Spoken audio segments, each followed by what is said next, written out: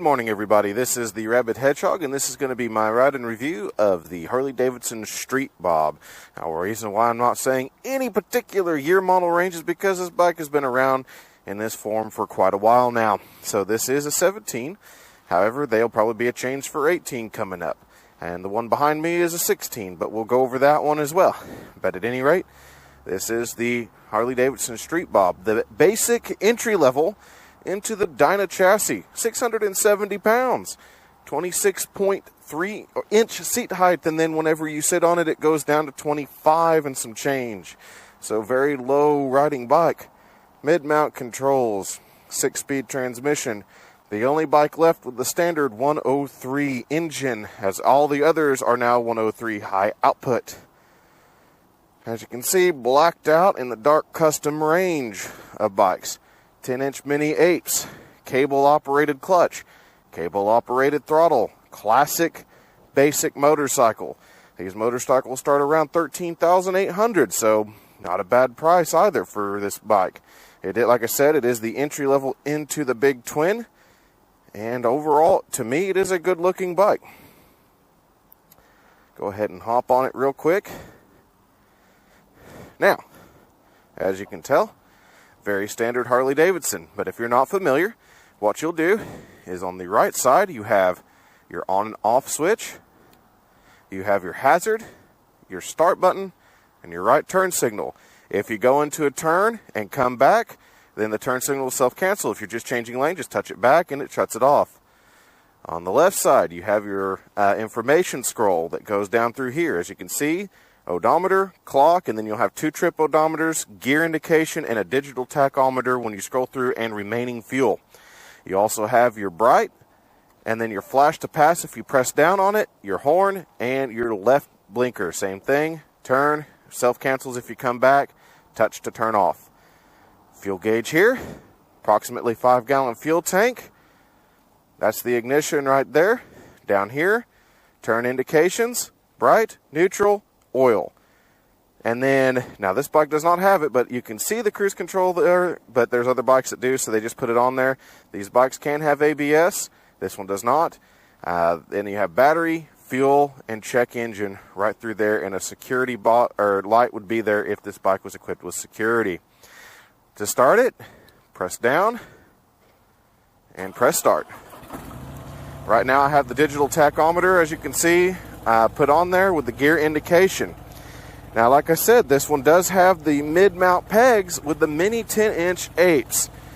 So it is kind of an interesting style. This one over here doesn't have mini apes, but it has high risers. Kind of an interesting T-bar, actually.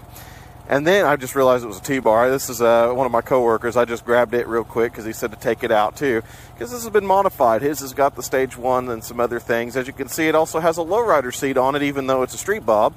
Has a neat little cowling on it and a cool paint scheme. We'll take it out side by side with this one after you modify it. So let's take the Street Bob out for a ride.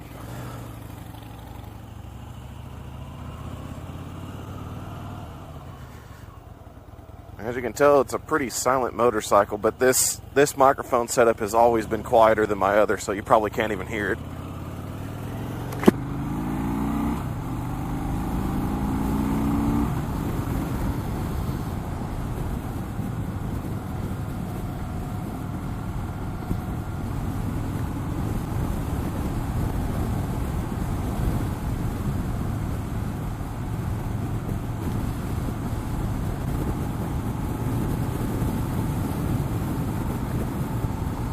Now this bike does have decent acceleration. Like I said, it is the 1690 or 103 twin cam engine.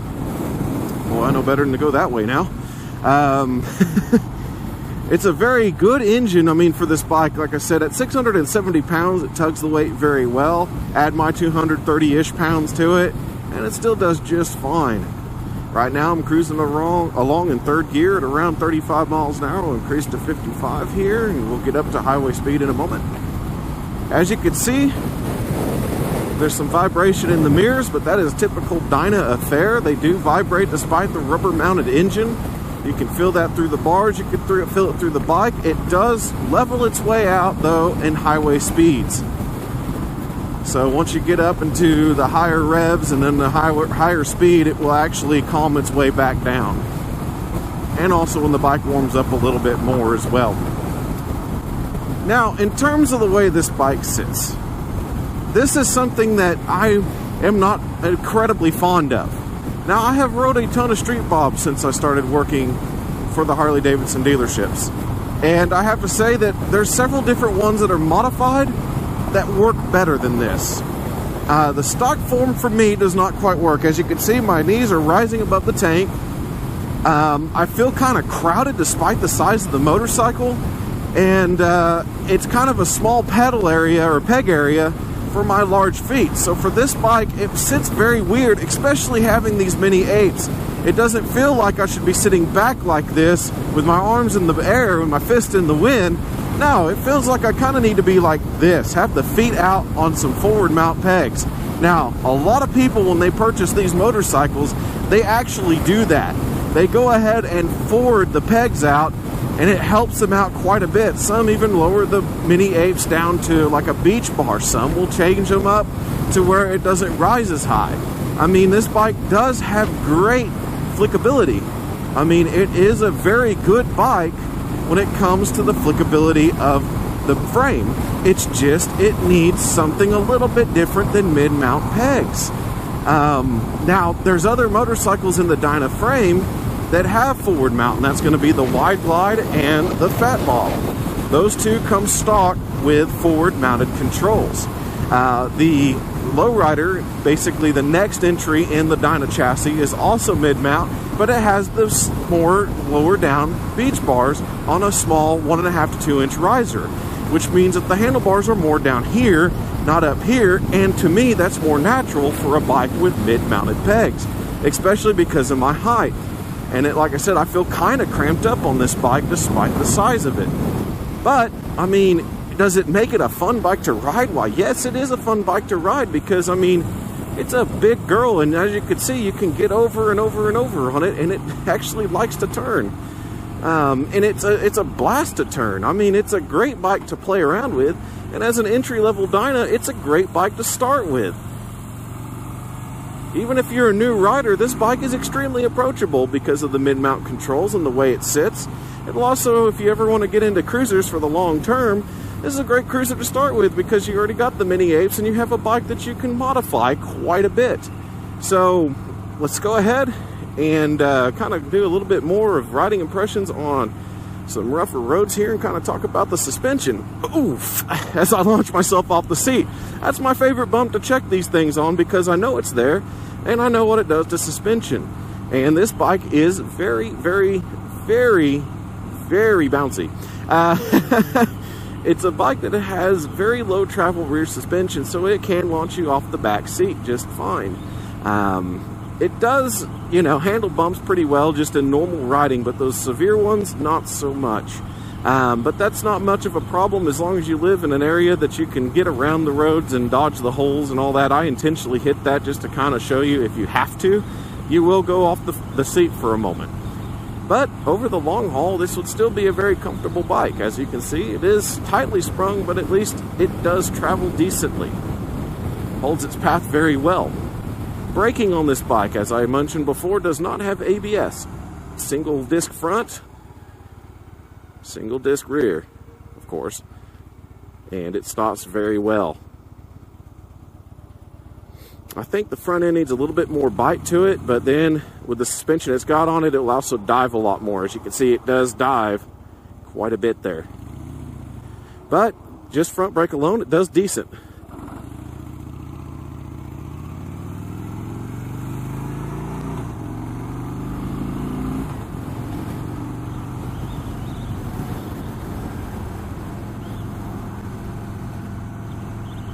It accelerates off the line very nicely too. Transmission's a good transmission. I mean, most of your Harley Davidson transmissions are very smooth shifting, so this transmission shifts just as good as you would expect from Harley Davidson. I mean, it's still the older style transmission, so you'll get that agricultural clunk here and there, but you know, that kind of gives it the character. I know some people don't like it, but some people do. It's one of those things. It's half and half, and I know with the Milwaukee 8 transmissions, they took away a lot of the noise. Some people don't like it, some people do. Downshifts nicely, and of course with the 103 twin cam, has very good engine braking. This bike is well balanced too, so whenever you come up to the city streets and you're riding kind of a little bit slower, it's a good bike to go through city streets because it will balance out very well. You can also sit at a stoplight one-footed just fine. It's not hard to hold. And you can get that nice little Harley jive right there, as you can see all over the handlebar there. The stock seat it's okay. I wouldn't say it's the best. Clutch pull is not bad at all. Of course, I'm used to Harley Davidson, so some people may say it's a tougher pull, but for me, I've just got 2 fingers on it. I could probably do it with one, and I shift just super simple. Just pull it in and click and go. Friction zone is approximately halfway through the travel of the clutch on this one. So, when it comes down to it, the stock motorcycle, the stock Street Bob, I was trying to figure out what was happening here. I saw this guy walking through here. But the stock Street Bob isn't a bad bike. Like I said, it's a great bike to start with. It's a great entry-level big twin, and it is a very approachable big twin. It has decent power. I mean, it's a bike that you can approach because it doesn't put all of its power out to you immediately and scare you to death either. You can use it very easily. It fuels well.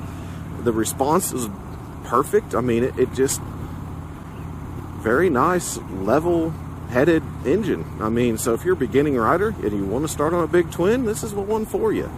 If you're an experienced rider and you want to start out and have a big twin or get another big twin, then this is a good bike for you as well. It's a good bike overall. And if you're somebody who wants to turn their motorcycle into a piece of rolling art, this is also the bike for you. Let's take a look at what a modified bike looks like, shall we? Now, this is what I'm talking about. A clean sheet from that to this. All blacked out, new seat. Now you have passenger pegs, regular one solo. This neat little cowling here. Cool little paint job. This is actually a California emissions bike, which is kind of interesting to note. Then you have your Reinhardt's right here. I mean, a good looking bike overall. Still retains the mid-mount control, but this is a different seat as well, so it sits a little bit differently. Let's take a look here. This one is not equipped with the ABS, but it does have the security fob, which I've successfully stolen already. So let's see how this one rides. Now these bars are more narrow than the Mini Ape, so that right there is a change. Kind of makes it steer a little bit different.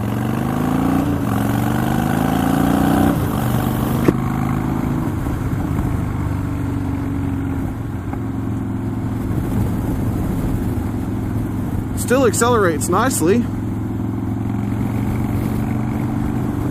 I hope you can hear it because it sounds great with the Reinhardts. The Reinhardts are a good hype. That is for sure. We'll take it down my typical course here.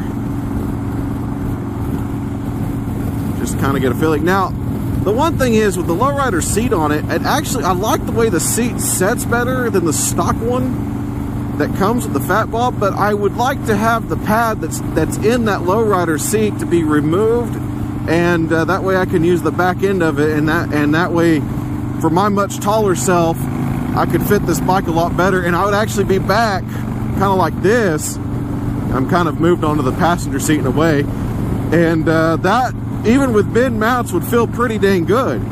So like I said, I'm not a fan of the stock position of the seating with the mid mounts with the Mini Apes on the Street Bob. However, do a slight change, like put this kind of seat on it where you can back it up and you can kind of get laid back like this. Keep the handlebars at near the same distance. Of course, like I said, they are a little bit more narrow, and you got yourself a completely different riding bike. And surprisingly, that little cowling there does a great job with the wind. You can see we got quite a bit of wind today, and it does knock off a lot in this area.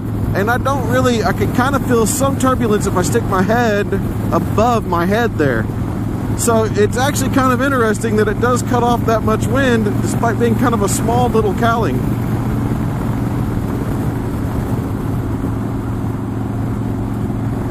I'm not going to touch his mirrors. Like I said, I'm taller than he is, so I'm not going to like mess with his seat or positioning or anything like that. I'm just going to ride it the way he's got it, so that way when he jumps back on it, it's his again.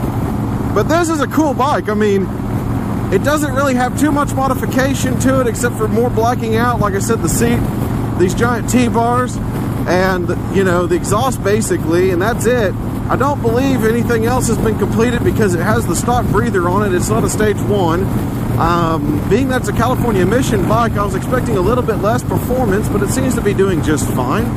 And the reason I know it's a California emission bike is that if you look on the very lower frame tube, and I'll take a shot of it up close, there's basically a canister down there that lets me know that it is a California emission bike. Of course, I know the tag says California on it, but you know.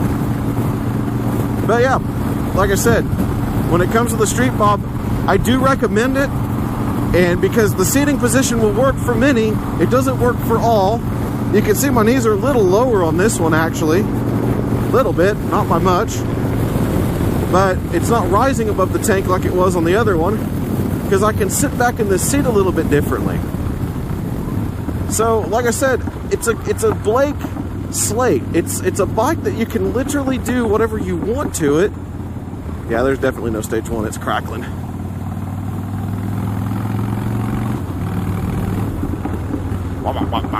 Yep, no stage 1. That's all right. Don't hurt him.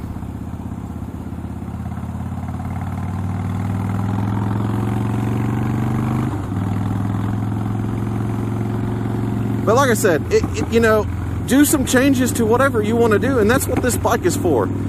It's a clean slate. It's a clean bike. It's so simple. It is back to just being a motorcycle. Motorcycles are supposed to be motorcycles. They're not supposed to be... You know what? He might have changed the suspension on this because I did not fly off the seat. I'd have to look at that. I'll put that in the description if he did change the suspension, because this one does, going through this, actually feel better. So I bet you it might be a progressive on the back, but I'll look. If it ain't, I'm going to be shocked, because that didn't fly over and I was going the same speed. So at any rate, Street Bob, good bike. Great overall bike. Not necessarily my cup of tea in the beginning of it, but not a bad bike to begin with. Not a bad bike to buy and turn it into your own. Not a bad bike to buy and turn into a light touring bike. It's a bike that you can literally take and turn it into just about anything that you're looking for and any style of riding that you're looking to do. And that's the point of this entry-level dyno. So overall, I wouldn't own one in stock form.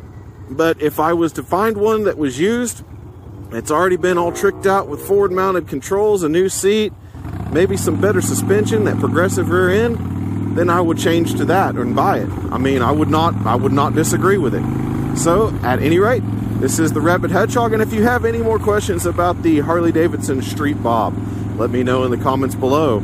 Everybody, keep the shiny side up and have a great one.